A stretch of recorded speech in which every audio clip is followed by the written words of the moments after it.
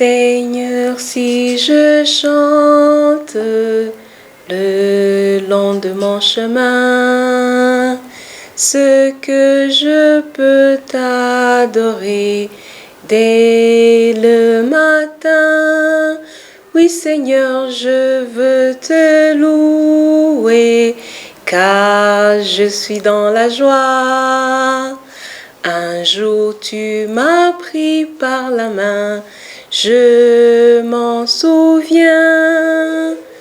Un jour tu m'as pris par la main, je ne crains rien. Bonjour chers amis téléspectateurs de Patches TV, toi qui nous suis depuis chez toi, je te dis bonjour.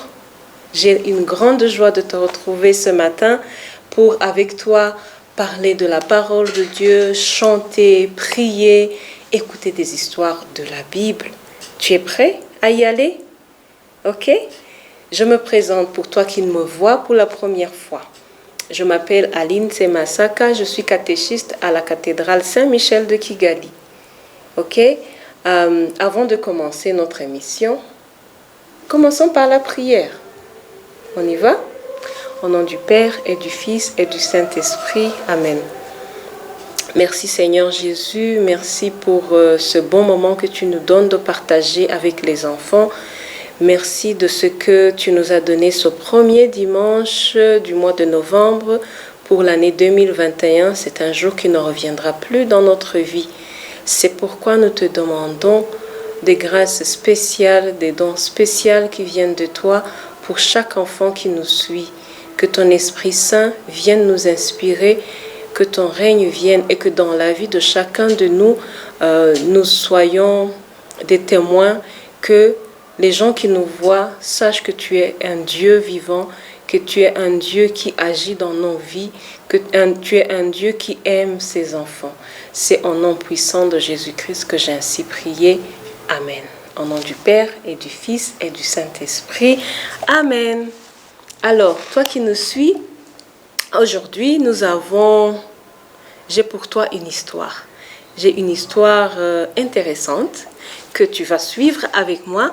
Mais avant de parler de cette histoire, je fais un coucou spécial aux personnes qui s'appellent Elie, Elior, Elio aussi. Ok? Si tu connais un ami ou une amie qui a un de ces prénoms-là, je lui fais un grand coucou. Ok? Alors, l'histoire d'aujourd'hui se trouve dans l'Ancien Testament.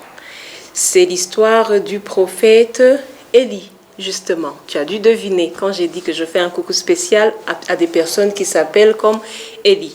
Alors, Élie, c'est un prophète. Tu connais ce que signifie un prophète? Un prophète, c'est une personne qui était inspirée par Dieu et qui prédisait ou qui donnait en avance un message de ce qui va se passer dans l'avenir.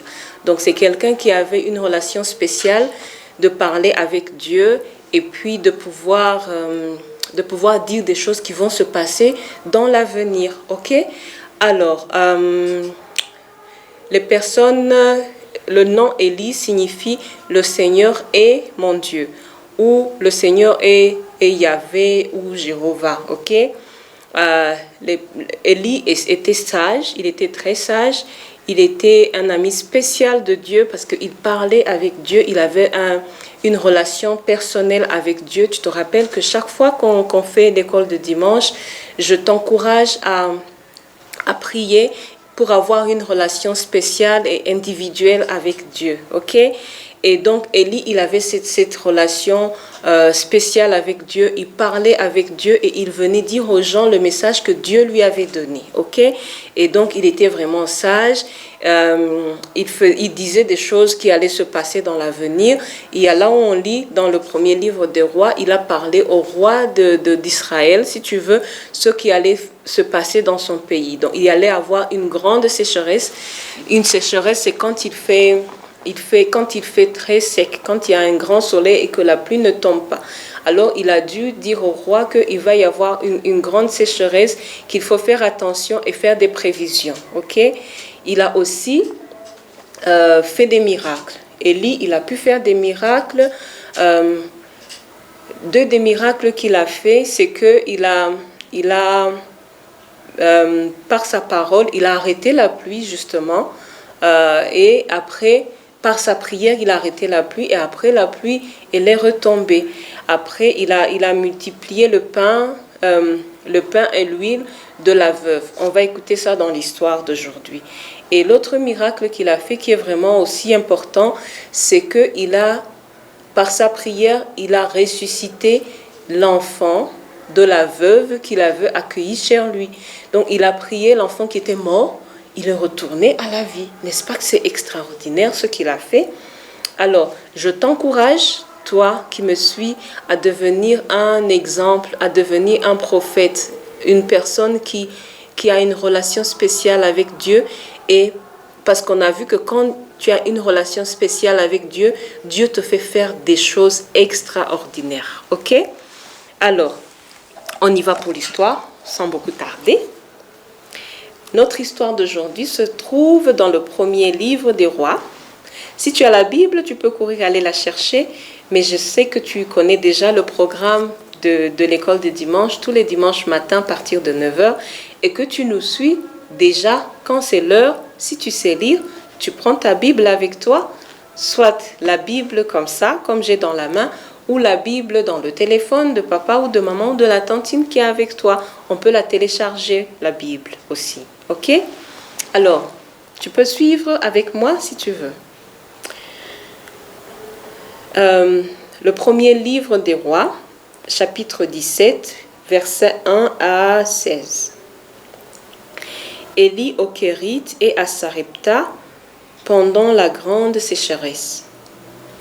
Élie le Tishbite de la population de Galad dit à Akab: par la vie du Seigneur, le Dieu d'Israël au service duquel je suis, il n'y aura ces années-ci ni rosée ni pluie, sinon à ma parole. La parole du Seigneur fut adressée à Élie. Va-t'en d'ici, dirige-toi vers l'Orient et cache-toi dans le ravin de Kérith, qui est à l'est du Jourdain. Ainsi tu pourras boire au torrent, et j'ai ordonné aux corbeaux de te ravitailler là-bas. Alors, je fais une petite pause pour essayer de t'expliquer un peu de quoi on parle. Alors, il y a la parole de Dieu qui fut adressée à Élie, qui lui dit, Élie qui dit qu'il n'y aura ni rosée ni pluie.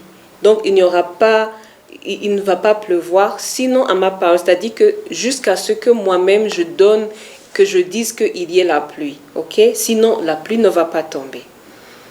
Alors la parole de Dieu fut adressée à Élie qui lui dit de quitter là où il était et de se diriger vers le ravin, ok, qui est à l'est du Jourdain. Ainsi tu pourras boire au torrent, et j'ai ordonné aux corbeaux de te ravitailler là-bas. Les corbeaux sont les oiseaux qui peuvent prendre quelque chose dans un morceau de viande, un morceau de leur proie, de ce qu'ils ont pris, pour le mettre le transporter dans la bouche parce qu'ils volent. Ce sont des oiseaux, ok? Alors, ce sont ces corbeaux-là qui nourrissaient Élie qui était dans le ravin-là de Kérith où Dieu lui avait dit d'aller, ok? Alors, il partit et agit selon la parole du Seigneur. Il s'en alla habiter dans le ravin de Kérith qui est à l'est du Jourdain. Les corbeaux lui apportaient du pain et de la viande le matin, du pain et de la viande le soir. Donc Élie qui était dans le ravin de Kérith, là où Dieu lui avait dit de partir, il se nourrissait du pain et de la viande et il buvait l'eau du torrent. Ok? Chaque matin, les corbeaux lui apportaient le pain et la viande. Et le soir, il lui apportait encore pour son dîner, pour son repas du soir, le pain et la viande encore, et il buvait l'eau du torrent. D'accord? Au bout d'un certain temps, le torrent fut à sec, car il n'y avait pas eu de pluie sur le pays. Vous vous rappelez qu'il y avait la sécheresse. Je t'ai raconté comment il y avait la sécheresse. Il n'y avait pas la pluie qui tombait. Et vous savez, quand il y a la pluie, c'est là où il y a beaucoup d'eau qui coule dans les rivières ou dans les fleuves. Ok? Alors, il n'y avait pas l'eau pour ravitailler. Quand il y a encore de l'eau qui s'ajoute sur l'eau et avec la pluie qui tombe, il n'y avait pas d'eau. Alors, il n'avait pas d'eau. Il n'avait plus assez d'eau pour boire. Ok? La parole du Seigneur lui fut adressée. Lève-toi, va à Sarepta, qui appartient à Sidon, tu y habiteras. J'ai ordonné là-bas à une femme, à une veuve, de te ravitailler.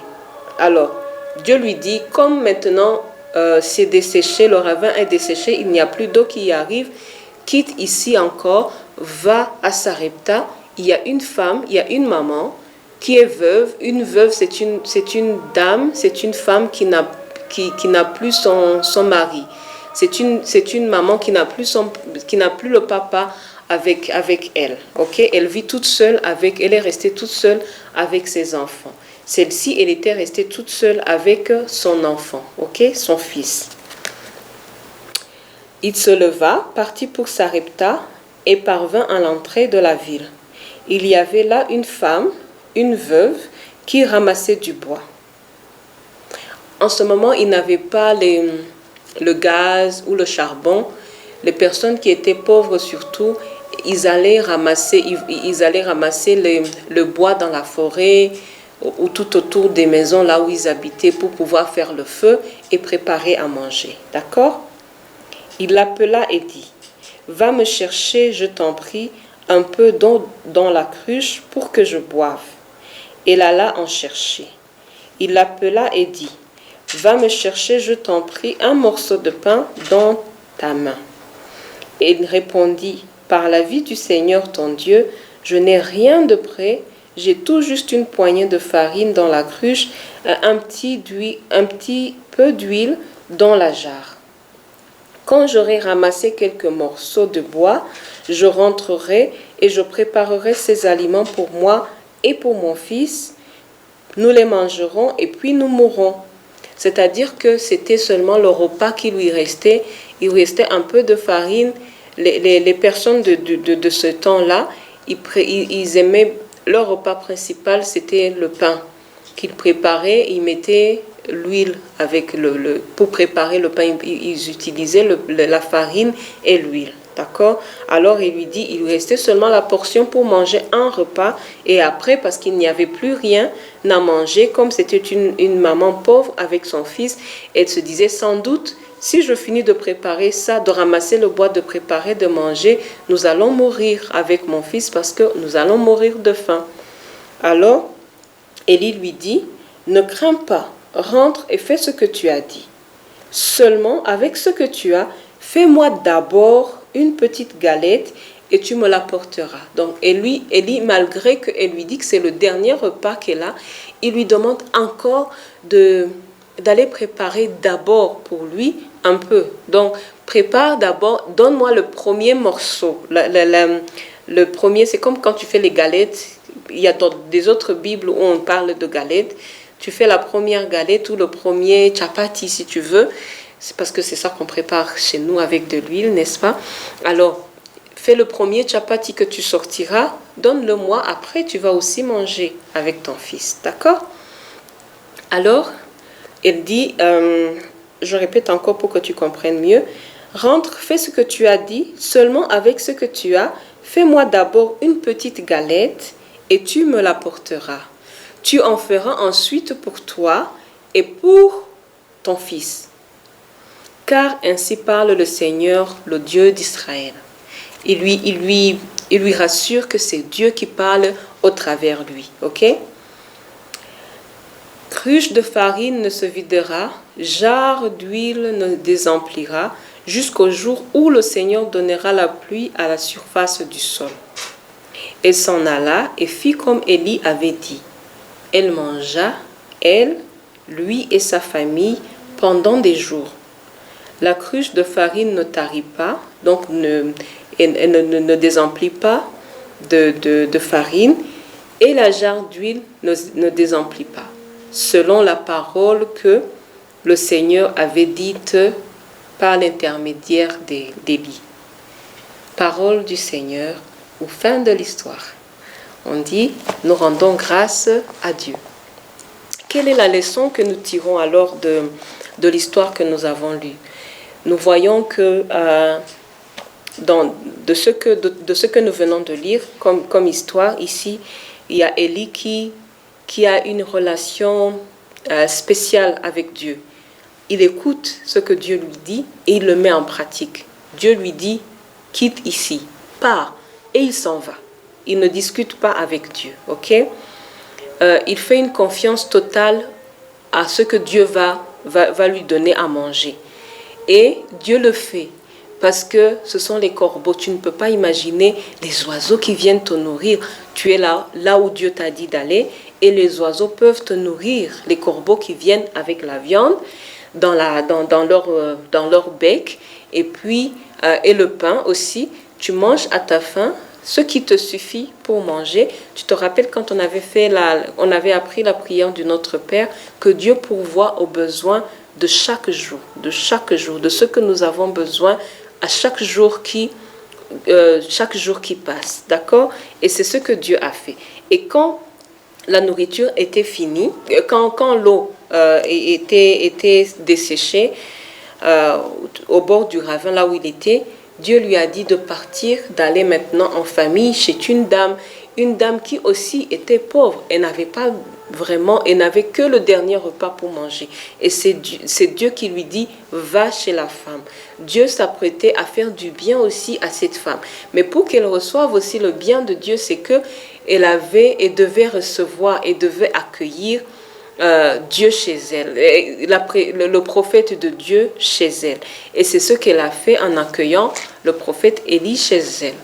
Alors, les deux leçons que nous tirons, c'est qu'on apprenne à cultiver la relation personnelle avec Dieu à travers la prière. Plus nous grandissons en essayant de s'approcher de Dieu, en priant Dieu, nous voyons comment c'est bénéfique, nous pouvons bénéficier des miracles de Dieu dans notre vie. La deuxième leçon, c'est de faire une confiance totale en Dieu. Si Dieu, et comment est-ce que nous allons faire confiance totale en Dieu? C'est faire confiance que ce que Dieu dit dans la Bible, ça va se réaliser dans notre vie de tous les jours. Ok? C'est comme ça qu'on fait confiance en Dieu. Dieu parle à travers les Écritures. Dieu parle, il nous parle à nous, ok? Et c'est comme si on fait confiance à ce que c'est le Dieu d'amour, c'est le Dieu qui ne laisse jamais ses enfants, le Dieu qui a promis qu'il va rester avec nous chaque jour jusqu'à la fin du temps. Alors, si on lui fait confiance, il ne va jamais nous abandonner, d'accord? Alors, je t'encourage à suivre l'exemple de Élie, qui a été le grand prophète qu'on raconte dans la Bible et qui a existé. Il a fait confiance en Dieu et Dieu a fait de lui son ami. D'accord? Merci d'avoir suivi cette émission avant de clôturer. En espérant que tu as appris quelque chose par cette histoire, nous allons faire la prière. Ok? Par la foi, Seigneur, habite en nos cœurs, garde-nous dans ton amour, donne-nous la force de l'espérance. À qui irions-nous, Seigneur? Tu as les paroles de la vie éternelle. Sans te voir, nous t'aimons. Sans te voir, nous croyons. Et nous exultons de joie, Seigneur, sûr que tu nous sauves. Nous croyons en toi. Gloire au Père, au Fils et au Saint-Esprit, au Dieu qui est, qui était et qui vient, pour les siècles des siècles. Amen. Au nom du Père et du Fils et du Saint-Esprit. Amen. Merci d'avoir suivi notre émission jusqu'à la fin. Je te réserve encore des histoires intéressantes, des chansons qu'on va apprendre ensemble et d'autres choses encore intéressantes pour aimer Dieu, pour apprendre ensemble à mieux connaître Dieu, lui qui nous a aimés le premier. Tu étais en compagnie de Aline Semasaka, catéchiste à la cathédrale Saint-Michel de Kigali. Je te dis à la prochaine. Bye bye.